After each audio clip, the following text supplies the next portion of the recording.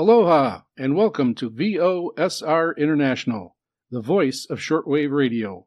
I'm your host, Wavecrest Guy. This broadcast is being transmitted by WRMI, Radio Miami International, in Okeechobee, Florida, on both 9455 and 15770 kilohertz. I just want to start out with a reminder that during this broadcast, during the mailbag segment, we are going to be announcing the winner of our radio giveaway for the Redicus V115 shortwave radio. So make sure you stay tuned for that. And now on with the show.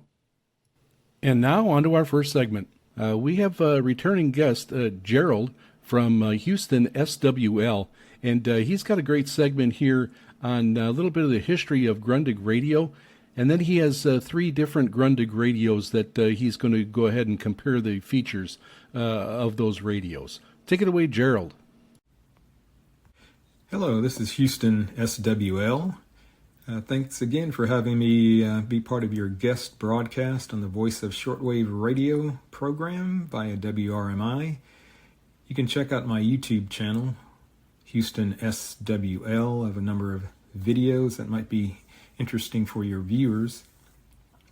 Today I'm going to talk about the Grundig G5, G3, and Eaton Elite Executive radios.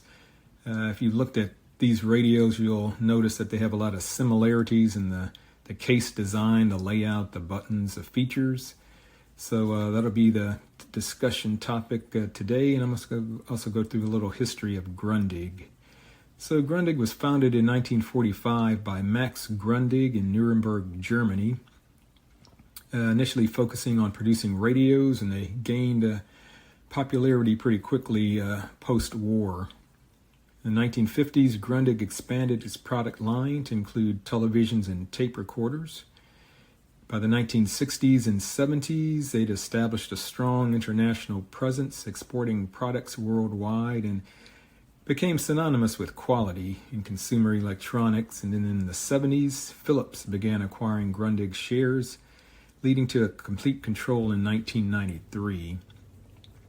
But by 1998, Philips had divested Grundig, and Grundig filed for bankruptcy in April 2003 after years of losses, mainly due to the cheaper Asian competitors that were coming into the market. Most of the former Grundig business was acquired by a Turkish-British joint venture of Beko and Alba in 2004. And in 2007, Koch Holdings, the parent company of Beko, acquired full ownership of Grundig and put the brand under its home appliances subsidiary Arçelik AS. And so the brand is now part of the Turkish company Arçelik AS, which acquired it in 2007. Grundig continues to provide a range of consumer electronics, including radios, televisions, and home appliances. Maybe you might be, like myself, wondering what's the difference between Eaton and Grundig, because I'm going to be talking about the Grundig G5, and there's a radio branded as the Eaton E5, which is basically the same radio. So the Eaton Corporation is an American company established in 1986 based in Palo Alto, California. Formerly known as Lextronics, it produces solar-powered and hand-cranked shortwave and emergency radios sold in retail stores and online.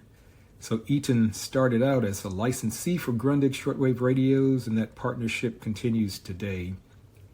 It also sells Grundig-branded radios in North America and Europe.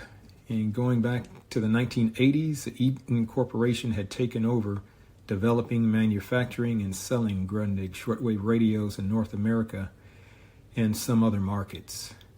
And to date, this arrangement still stands, which is why you'll find Grundig shortwave radios being sold by Eaton.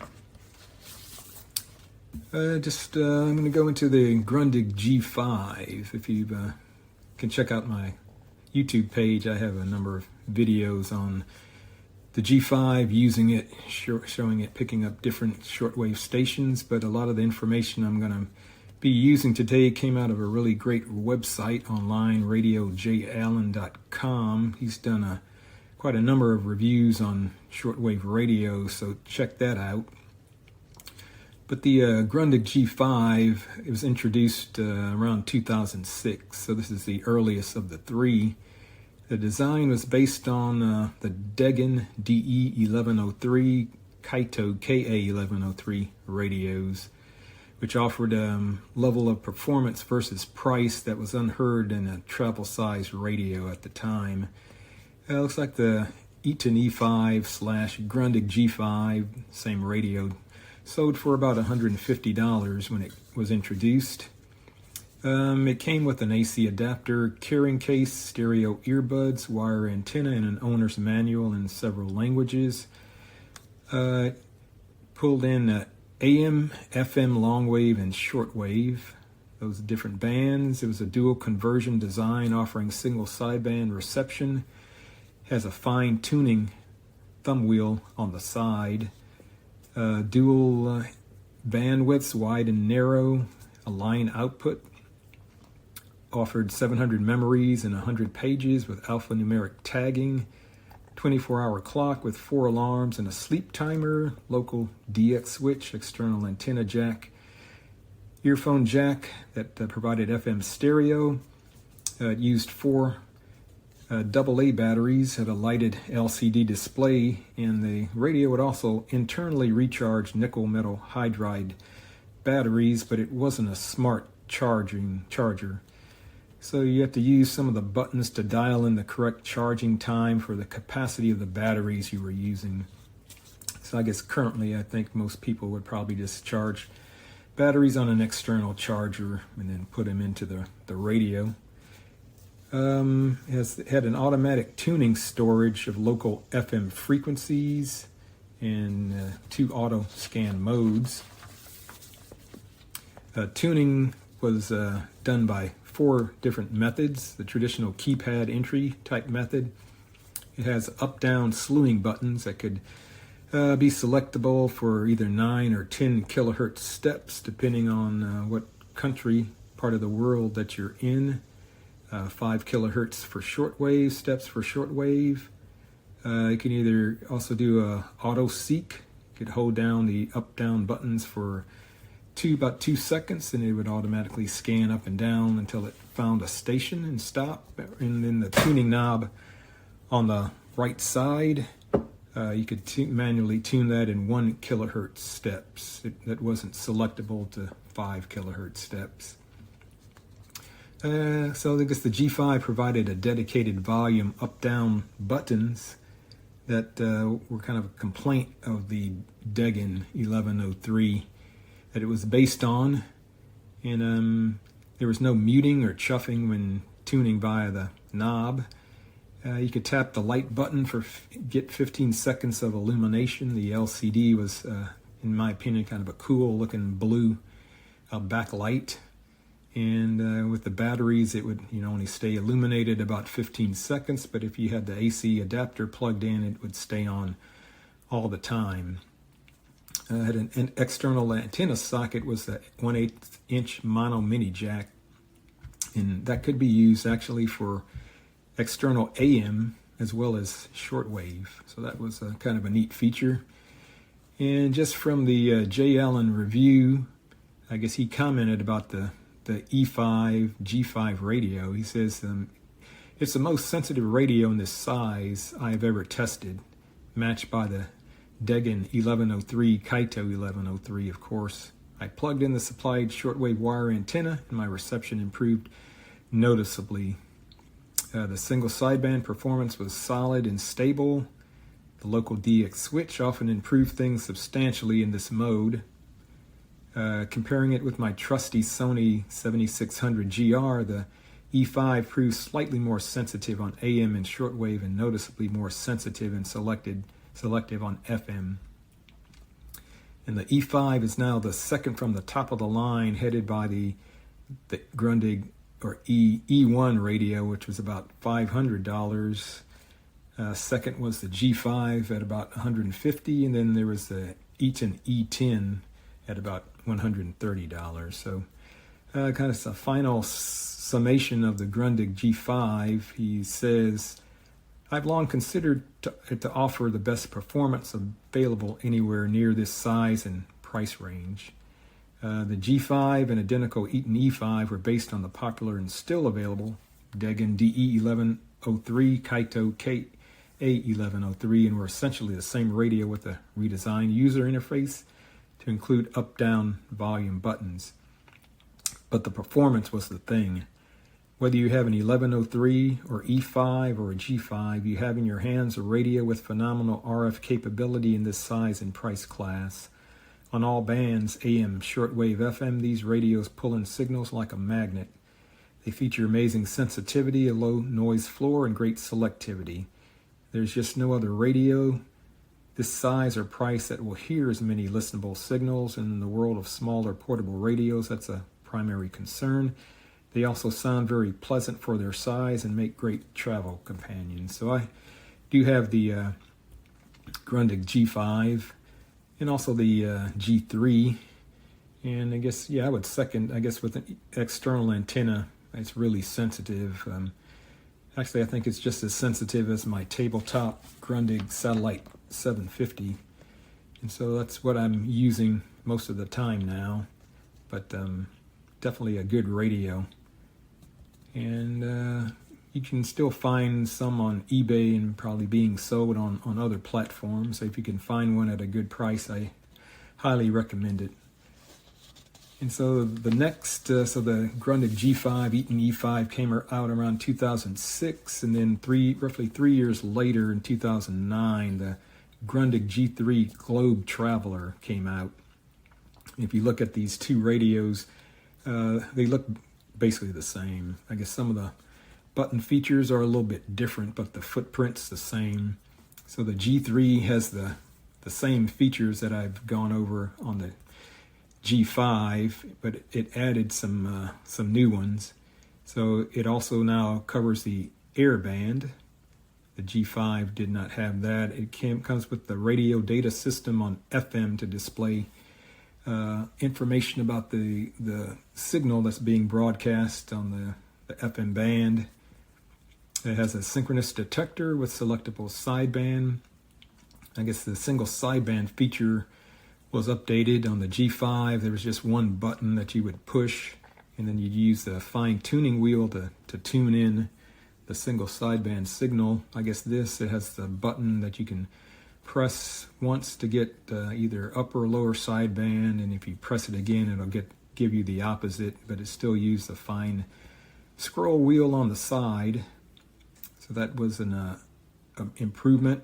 It had the same two bandwidths that the G5 had, but now the G3 also had a line output that the G5 did not have, which is also a nice feature. Again, it had the 700 randomly programmable memories as the G5. They both have a clock, sleep timer, 4 alarms, LCD display, headphone jacks. They were the 4 different tuning methods. That's all the same.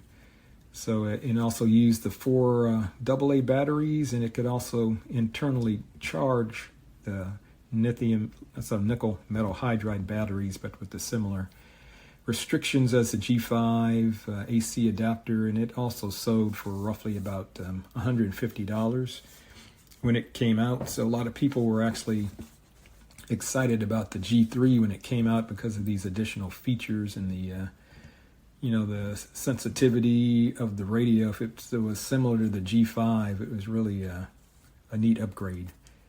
As he said on the J. Allen site, one of the most important improvements is the addition of synchronous detection. And I guess, again, people were excited about the airband, the RDS system, the line input.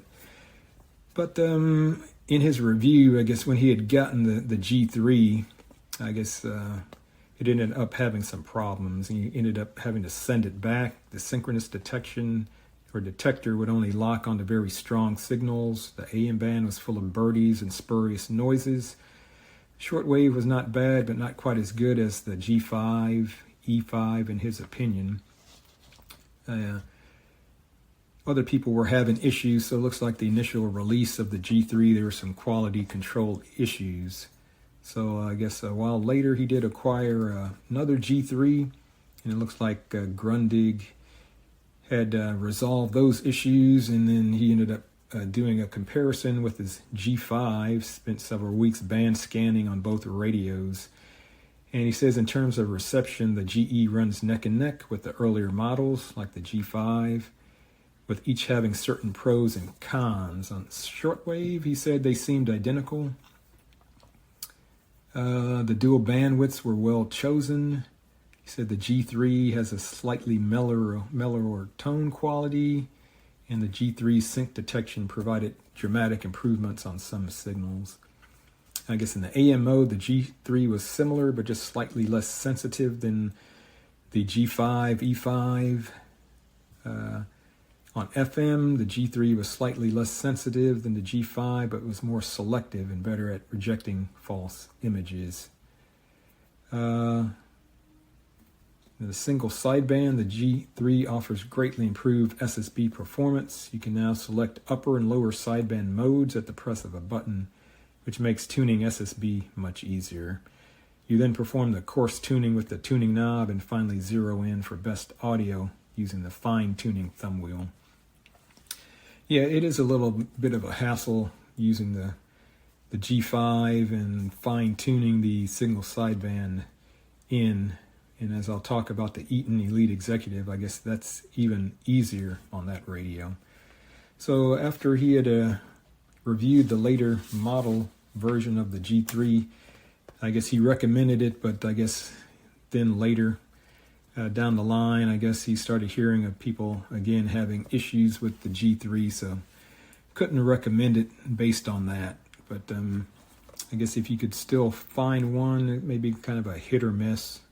You may get a G3 radio that doesn't have problems and some that may. So I did purchase one on eBay. Didn't spend a lot for it, but there are some issues with my G3. I guess the airband, it doesn't manually seek, and if you plug in the external antenna, you get some spurious signals on some of the frequencies. So just be aware of that. And so the final radio I'm going to talk about is the Eaton Elite Executive. The first, I guess, version of the radio was released around 2014. And so it was initially called the Eaton Satellite. And I guess Jay Allen calls this the version 1. I guess I've gone on eBay and seen those radios being sold, labeled the Eaton Satellite. It was an evolution of the earlier Eaton radios like the E5, G5, and G3. Shortly after, it was rebadged with the name the Grundig Edition, and Jay Allen called this the version 1A. So there were some modifications made to the Grundig Edition, which slightly reduced muting while tuning, had a brighter display, and looks like there was some rewiring of the auxiliary antenna jack. And then about 3 years later, in the spring of 2017, Eaton released what he would call the version 2, or the Executive Satellite. It kept the same cabinet and control layout, but the radio was now silver and supplied with an integrated tan leather hard case, and the case fastens with magnetic snaps, and that's similar to the Eaton Elite Executive that you can get today. And I'd gotten one of those on eBay because there was a lot of, I guess, traffic about that because they were going fairly cheaply. People buying them from anywhere from $40 to $60. I got mine for around $60. And I'll talk about the features shortly. And then in 2019, about 2 years after the version 2 of the Executive Satellite, they rebranded the radio with the Elite designation and called it the Elite Executive. So it reverted back to the darker color, and it has the tan leather case with the magnetic snaps. So he checked the Eaton Elite Executive with the Executive Satellite, the second version, and basically the two radios behaved absolutely identically, so they were the same radio, so like just given a different brand name and the color change. The Elite Executive, like the Executive Satellite and the Satellite Grundig Edition, He says were his favorite travel size radios for their size, RF performance, especially on AM, and overall good design. He did have one quibble, which I've noticed as well on the Eaton Elite Executive, that the on-off switch, you generally have to press that twice to make it work. Not always, but usually that's the case, which is a little strange. It has a different type of a toggle power off on type button as opposed to the G5 and G3, which you just rounder button, you just press once and don't have that problem. And you can toggle the I guess the tuning wheel. You can select for 1 kilohertz steps, similar to the G5 and G3, but you can also press the center and go to 5 kilohertz steps. So that's a change. On the front, they replaced the volume and up and down buttons that were on the G5 and G3, and now those are used for wide, narrow bandwidth filters. You can select up and down. There's 5 of those.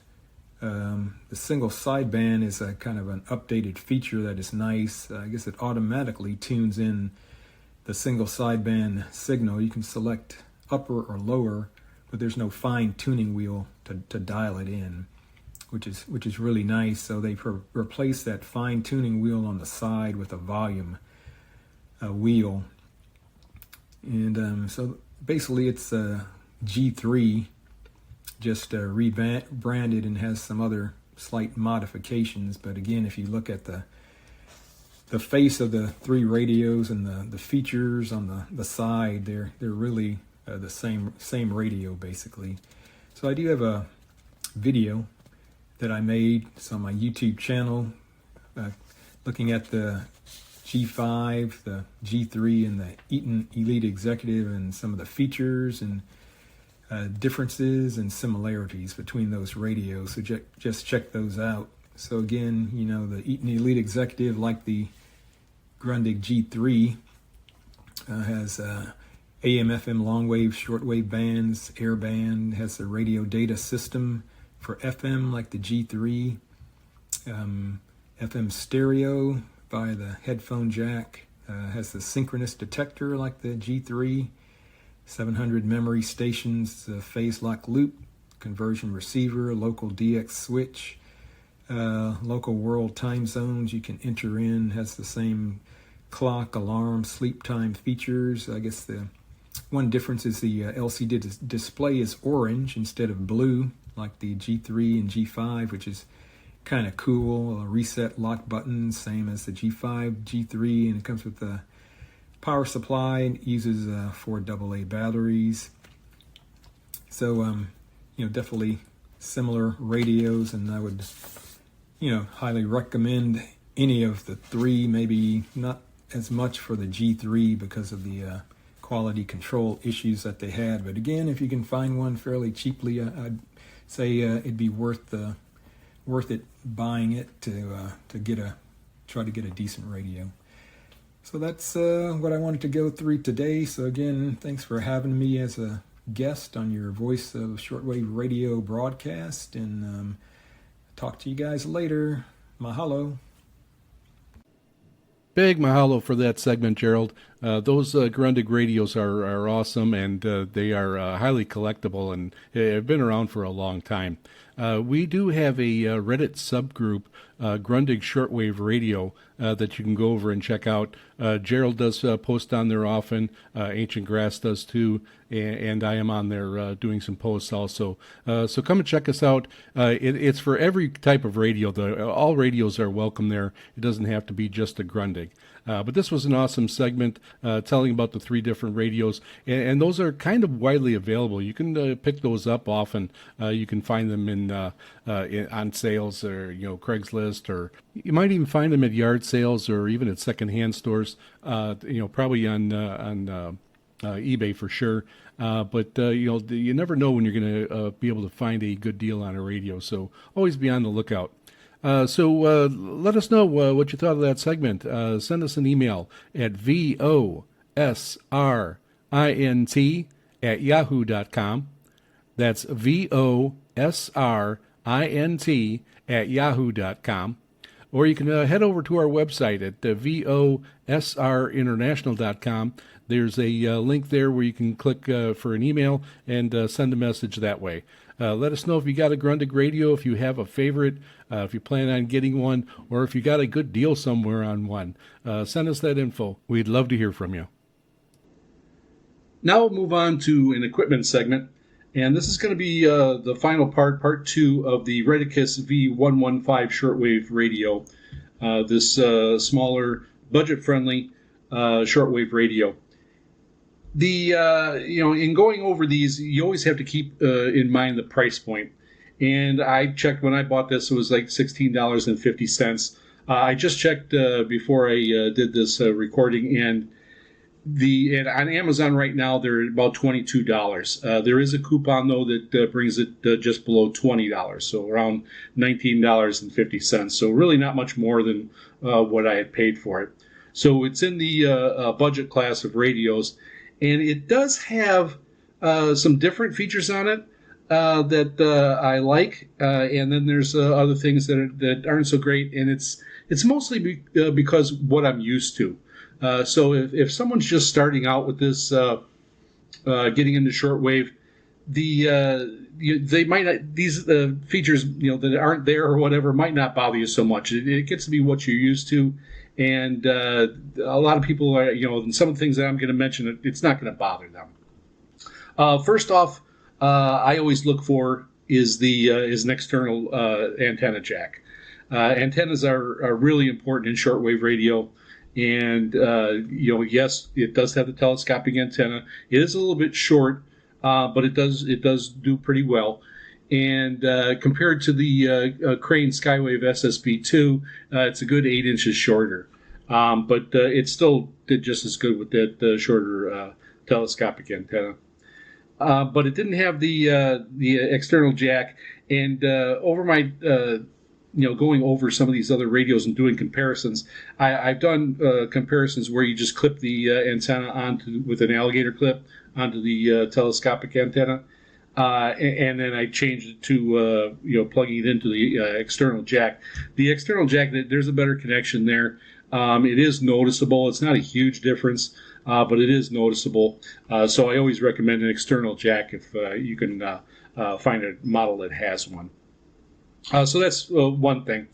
And then I did a series of videos on these, and you can check those out on our website at VOSRInternational.com. I'll have some links there for you that'll take you over it. You can always go over to my YouTube channel too at Wavecrest Guy. But I'll have everything on the VOSR website, and you can see the videos, and you can see me operating the radio. I go through shortwave, AM and FM, and the volume control is just is a bar with a up and down. So that's how you adjust the volume control. There is no volume wheel. Maybe I'm old-fashioned, but I definitely like that volume wheel. It's easy to just go there and just turn it, and you actually almost seems like you have a little better control over it also. So that's a slight negative. A bigger negative to me is for tuning, there is no tuning wheel on this. For series DXing, in my opinion, you really do need a tuning wheel. The C Crane, the Skywave SSB2, really has a nice tuning wheel. It's a 5 kilohertz, and then if you press it in, it's for fine tune adjustment. It goes to 1 kilohertz for fine tuning. It actually has a clicking tuning wheel, which I didn't really think that I would like. I ended out liking it. You kind of get a little better feel when you don't have that click in there, is my feeling. Again, but that's just personal preference. But at this budget-friendly price, it's probably not a big issue. But I would like to have seen a tuning wheel on this model. So you have to key the frequencies in if you know them, which is not a problem. And after a while, you're going to start. And you might even, if you're listening to shortwave already, you're going to have your favorite frequencies that you'll just be able to plug in. You know what time your favorite show's on, and it's not an issue. You can use the buttons here to switch between the bands. So you'll go start at 9,500 kilohertz, and then you hit another button, and it'll do a scan on that band, and it'll stop when it gets a signal, and it'll save that. I'm not a big fan of the scans, and I've kind of mentioned this before. Different radios are different with the way they scan. But a lot of times my biggest issue is that they bring up a lot of false frequencies, that it's just added noise, extra noise, bleed over noise. It's not actually a broadcast going through on that station, and it picks it up and it stops and it saves it. About the only time that I use the scan feature anymore is when I'm traveling. If I'm in a different area and I don't know what I'm going to pick up, I'll go ahead and hit that first. But then after that, I go right to turning the dial. And again, which is another reason why I would miss a tuning dial on this model. So the scan is there. The scan works. I would say the scan features on different radios. Some of them it's up to 50% of the stops that they have. They say they picked up a frequency. 50% of the time, it's not even. It's just noise. This one I'd have to say is probably in the 15 to 20% range that it's stopping on frequencies that aren't really broadcasting. So just keep that in mind. It's a common thing with a scan feature. This also has. This is the one of the main different features that you don't see on many radios. This might be the only radio I think that might have it. You can. It's an MP3 and you can record on it. So you can record the radio stations you're listening to. You can use it as a voice recorder and record yourself. Now, you do have to have an SD card for that to be able to store the recording. So a lot of people have those laying around. It's a micro SD card. So a lot of people have those laying around. You can get them really cheap. You can get smaller ones. If you want to get a bigger one, you can throw that in there. But it's a different feature that... to me, I didn't showcase that when I was doing the videos because I don't use that feature, or I really didn't think of anything to use it for. But a lot of people might think that is a really nice feature, and it might be great for recording programs and posting them later or sharing them. So it is definitely a nice feature to have, and it's something different that you certainly don't see around. One other thing that it does not have a signal meter on it at all. Again, not a huge thing, especially in this budget type radio, but it is always nice if you have something on it. The accuracy is always suspect on those, but at least it's something, and it would be consistent because it'd be doing it the same way on each frequency. But it doesn't have that on here. The speaker for this budget class, it's fine. It's a little tinny. You can hear on my videos comparing it to the Crane, and the Crane doesn't have the best speaker in the world by any means, but it holds its own. It does pretty good. Reception wise, when you put an external speaker on this, it did a good job. It held its own against the Crane. The Crane sounded a little bit better, and there was a little bit less noise. And some of that might be, because it doesn't have an external antenna jack. But when I was doing the comparisons, I did just clip the external antenna onto the Crane's whip antenna, just like I did to the Reticus. So I made it fair there. So this does respond well to an external antenna, and if you get this, if you get any radio, I really recommend getting an external antenna to open up what you can listen to. But it does work really well.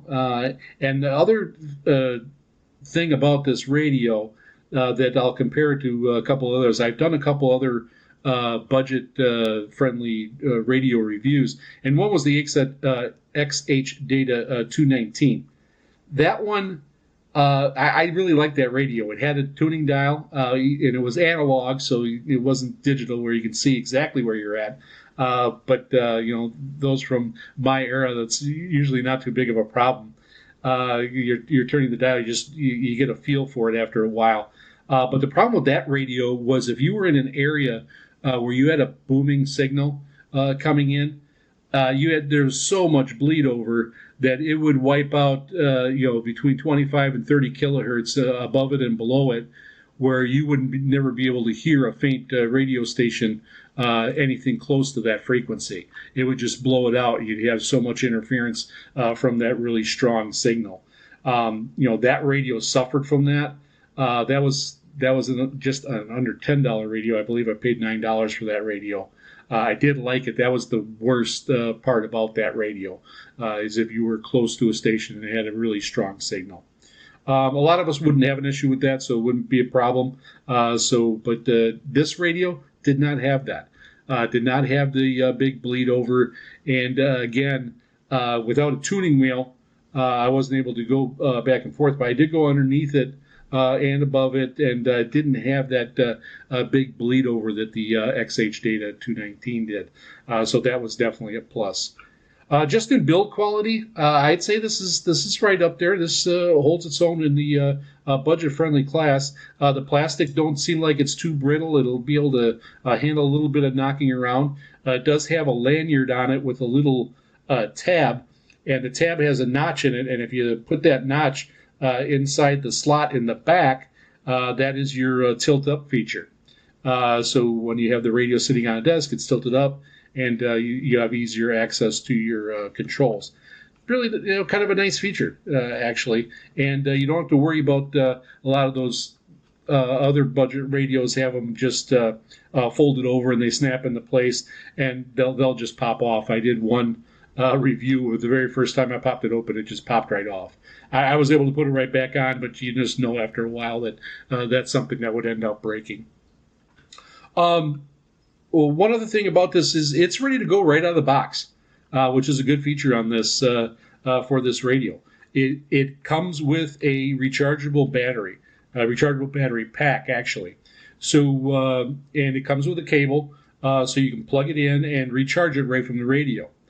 So it's ready to go. I plugged it in and it definitely had charge, and I was able to use the radio right away.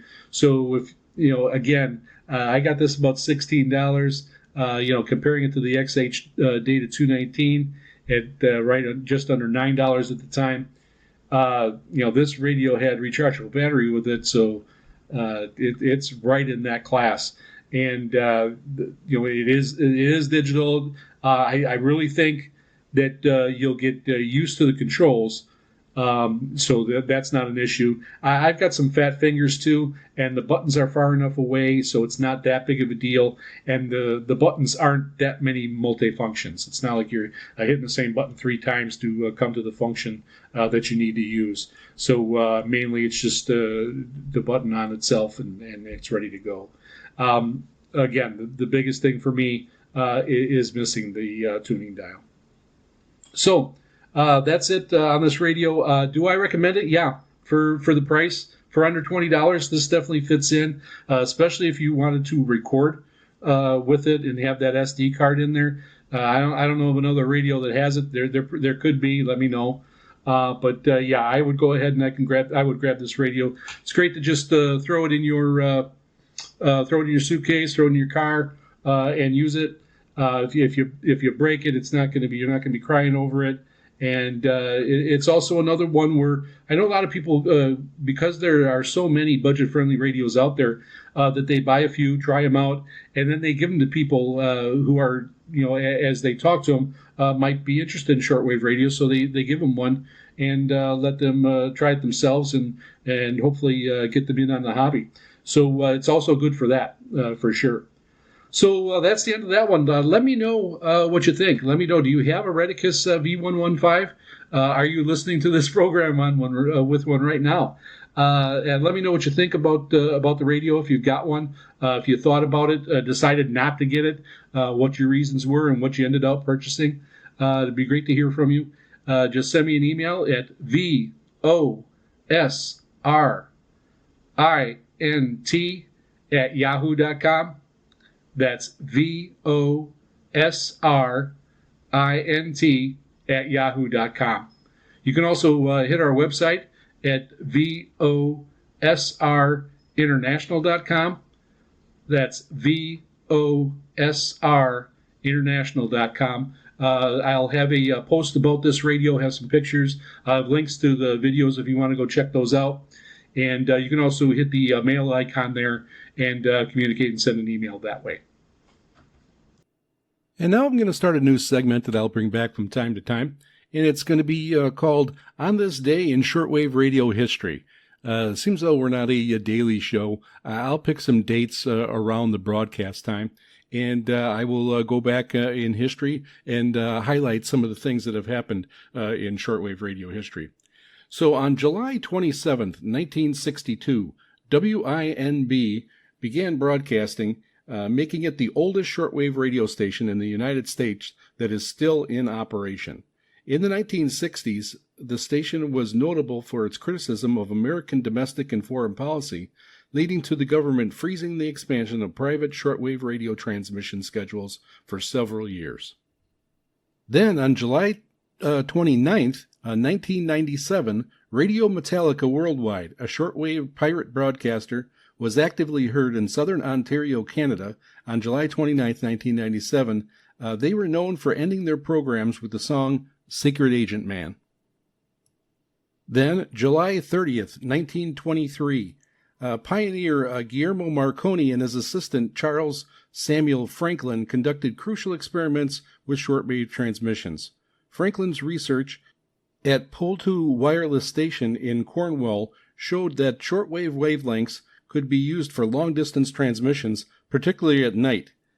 These successful experiments paved the way for the establishment of worldwide shortwave communications by the late 1930s. Then also on the same day, the beginning of international shortwave broadcasting in the United States. The use of shortwave for broadcasting in the U.S. Also started in the 1920s, initially for transmitting programming in between the stations as a less expensive alternative to long-distance lines. Shortwave broadcasting in the U.S. eventually flourished, but was temporarily nationalized during World War II and not reopened to private broadcasting until 1962.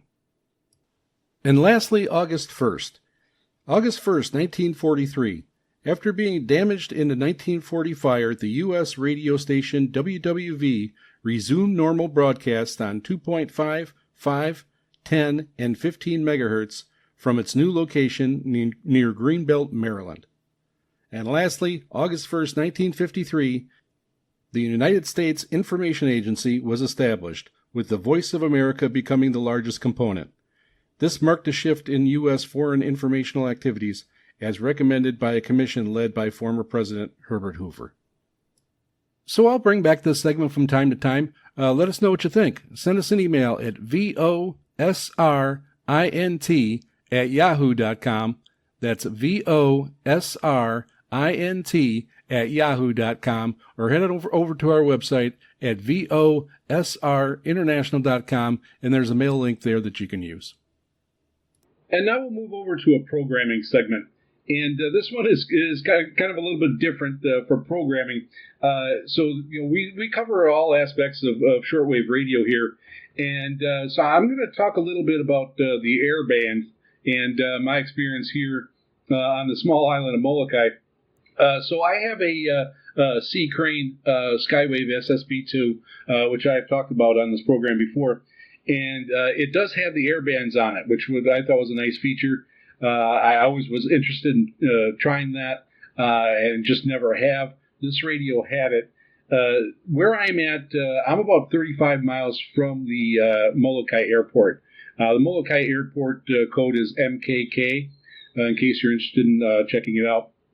And there's volcanoes, there's mountains in the way here, blocking the signal of that. So I don't get anything on the air traffic or on the air bands here at my condo. But if I go 13 miles into town, into Kaunakakai, I can pick up some air bands there. And then, of course, the airport is another roughly 8 miles to the east. So I took a ride out there one day just to check out the air band and see what I got. And I parked above the airport where I can see the airplanes coming in. And I was able to just go through the bands and try to pick up what was going on. Now, the Molokai Airport, very small airport, first off. Basically the planes that come in here are only 9-seat planes. Mukulele is the only airline that comes in. There are some cargo planes that come in, but they're still very small, just like the 9-seat passenger planes.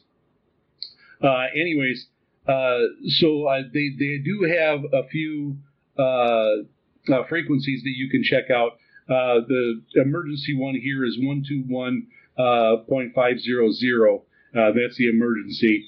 And then they have one for ground that the counter ends up talking to the people who wave in the planes, handles the luggage. Again, very small airport, not a ton of people around here. That frequency is 121.900.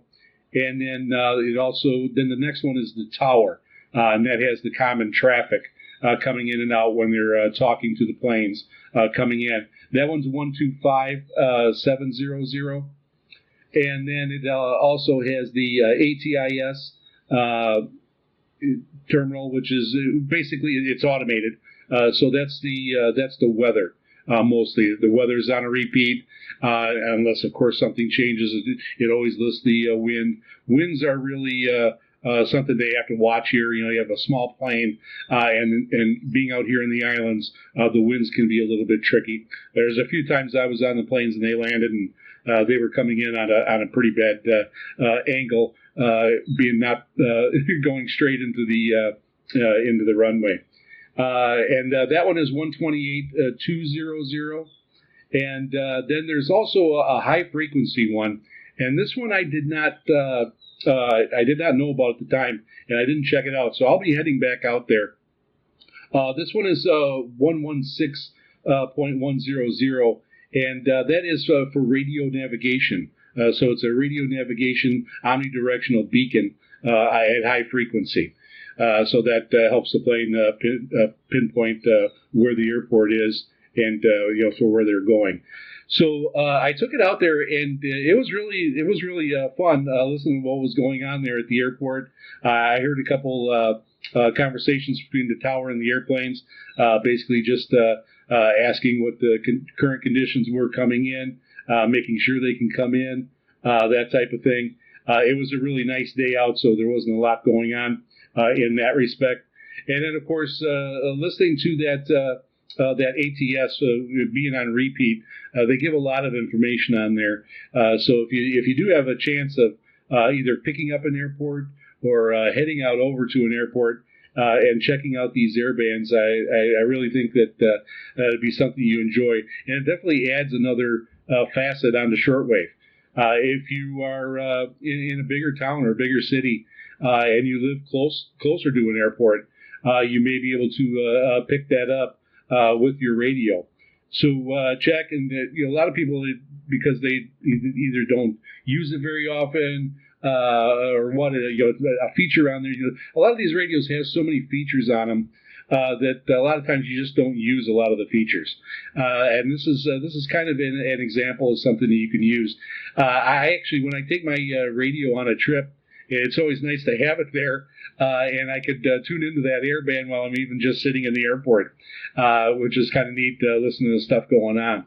So it's just another facet of the hobby that you can definitely use and take advantage of, and you might surprise yourself.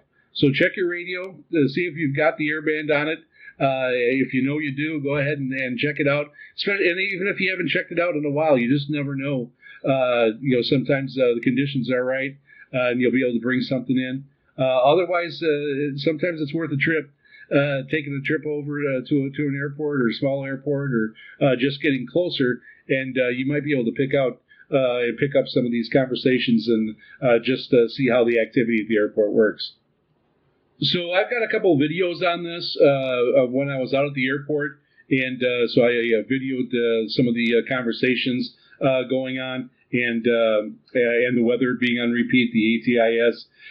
So you can go over to VOSR International.com, and I'll have a link there for the videos, so you can check them out. And you can see the sea crane in action in the airband and see how it works. It really does a good job, and I wouldn't be surprised if any radio with an airband, if you get in a good location, you'll be able to pick out some interesting stuff and have some good listening. Also, send me an email. Do you guys listen to airband? How do you do it? Can you hear it from home? Do you have to travel to listen to it? Just let me know what radio you're using, and we can get that information out to everybody. Send me an email at VOSRINT@yahoo.com. That's VOSRINT@yahoo.com. First off, I want to thank everyone who sent in and entered for our radio giveaway for the Redicus V115 shortwave radio. We did have our drawing, and I have the winner here, and I'm going to announce that right now. We don't have a drum roll, but Ray from Clayton, North Carolina, you are the winner of the radio drawing for the Redicus V115 shortwave radio. I am going to be answering your email, Ray, and asking for your address. Then I will be able to get to the post office and get this sent out. And when it is all ready and sent out, I will email you one more time with the tracking information. And if you can, when you get it, let me know that you get it. And if you want to, take a picture of yourself with the radio, and we can go ahead and I'll get that put onto our website at VOSRinternational.com. So congratulations, Ray from Clayton, North Carolina. So let's start out with regular listener Justin from Wisconsin. He reports a 60-plus dB with an SNR of 25 dB on a XH Data 808 with a whip antenna, and that was on 9455 kilohertz. Next, we have regular listener David from Temple, Texas, and he reports an SINPO of all fives, 55555, on a Sangen ATS 909X2 with a K480 WLA active loop antenna, and that also was on 9455. He writes that it was a great show, and that he agrees with the segment on VORW. He really enjoys the variety of music on that show also. And he also added that it was a great segment by ancient_grass_5121 on RFI. Thanks for those comments. Then we have Ken from Cooleyville, Tennessee. He reports good reception on 9455 kilohertz on an old GE AM/shortwave tabletop that his father bought while stationed in Hawaii. And I saw his video, and it is a classic-looking radio, and it sounds awesome. So, Ken, if you can, send an email with a picture of your radio in there. It's really great that people keep these old radios working and go ahead and listen to them on a regular basis. It's really a great part of the hobby, having that nostalgia with these old radios. Next, we have new listener Terry from Spring Hope, North Carolina, and the report is it was loud and clear reception on 15770 kilohertz on a Texan PL330. Terry just got into shortwave and is delighted with all the content. Terry also added VOSR onto a calendar and will be tuning on from now on. We're so glad you found us, Terry, and glad to have you as a new regular listener. Next, we have regular listener Adrian from Malta. I've mentioned him a couple times because it took him a while to be able to get the broadcast on his radio. And he reports a good signal with an SINPO of 55353 at best, and then at the worst signal was all threes, 33333, and that is on 15770 kilohertz. Next, we have Martin from Gainsborough, UK. He reports an SINPO. The worst was 24433, and the best was 44434 on 15770 kilohertz. He was using a RTL SDR remotely operated with a handmade inverted L with a random length of wire approximately 15 meters long. He also had a chance with his AirSpy HF Plus SDR with a 1 meter homemade loop with a homemade amplifier. The signal came in better towards the end of the broadcast. So he was away from home, and he was able to remotely access his radio and try to bring in the signal. And he did say that when he does get home, he's going to try again, and he'll be able to adjust his antennas while he's there, and he should be able to pick up the broadcast much better once he's home. But it was great that he was able to pick up the broadcast while he was away. So this is the first time that he was catching the program live. He usually goes over to my YouTube channel, Wavecrest Guy.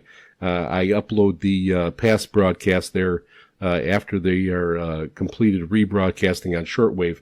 I will put them over on my YouTube channel, and they could be listened to that way. But he's looking forward to our next broadcast.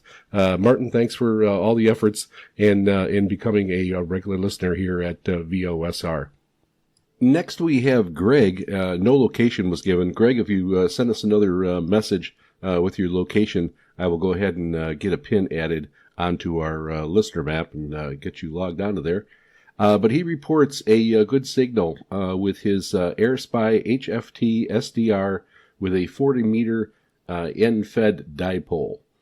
And he wanted to say that he enjoyed the show. He also had some comments on Ancient Grass's segment on interference. And he said to minimize interference, he uses a Harbor Freight Predator power station. He has a neighbor with some solar panels, and the solar panel inverter places a lot of noise into the power system. He has to isolate the power to the receiver system to minimize the interference. He also found that ferrite clamp-on chokes are needed on all of the cables between the Raspberry Pi and the USB cables and the power cables. He finds it best to have a clamp-on choke at the end of each of the AirSpy cables. And he adds that the digital world is not quiet, and that is for sure. And hence why we had to have a segment on interference. And it's a very hard nut to crack sometimes to figure out where it's coming from. There's so much testing you have to do to try to figure out what the issues are. So thanks for those comments, Greg. And that concludes our broadcast.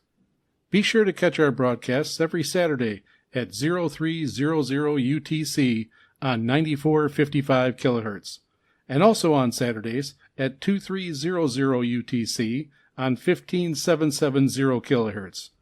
Transmitted by WRMI, Radio Miami International, from Okeechobee, Florida. Until next time, ahui ho, everyone.